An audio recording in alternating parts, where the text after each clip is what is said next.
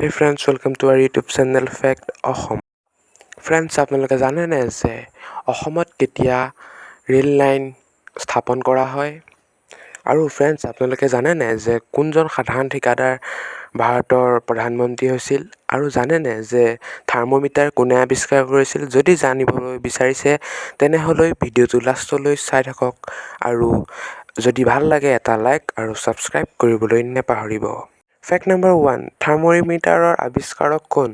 Friends, থাৰ্মোমিটাৰৰ আৱিষ্কাৰক হ'ল D Fahrenheit. তেওঁ জাৰ্মানীৰ বাসিন্দা আছিল। তেওঁ থাৰ্মোমিটাৰ আৱিষ্কাৰ কৰিছিল 1714 চনত। নম্বৰ 2, পোষ্টকাৰ্ড কেতিয়াৰ পৰা প্ৰচলিত হয় আৰু ক'ত? ফ্ৰেণ্ডছ, পোষ্টকাৰ্ড সৰ্বপ্ৰথম 1808 চনত অষ্ট্ৰিয়াত প্ৰচলিত হয়। ফেক্ট নম্বৰ 3, কোন বিজ্ঞানীয়ে দুবাৰকৈ নোবেল পুৰস্কাৰ পাইছিল? ফ্ৰেণ্ডছ, উত্তৰটো হ'ল ফৰাচী মহিলা বিজ্ঞানী মেডাম কুৰী। ফেক্ট নম্বৰ 4, কোনজন সাধাৰণ ঠিকাদাৰ ভাৰতৰ প্ৰধানমন্ত্ৰী হৈছিল? ফ্ৰেণ্ডছ, তেওঁৰ নাম আছিল এইচ.ডি. দেৱ গৌড়া।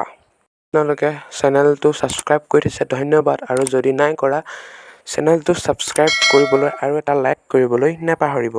ফেক্ট নম্বৰ 5, ফ্ৰেণ্ডছ, আপোনালোকে জানেনে অসমত সৰ্বপ্ৰথম ৰেল পথ কেতিয়া স্থাপন কৰা হয়? ফ্ৰেণ্ডছ, আপোনালোকে জানি ভাল পাব যে অসমত সৰ্বপ্ৰথম ৰেল পথ স্থাপন কৰা হয় 1882 চনত।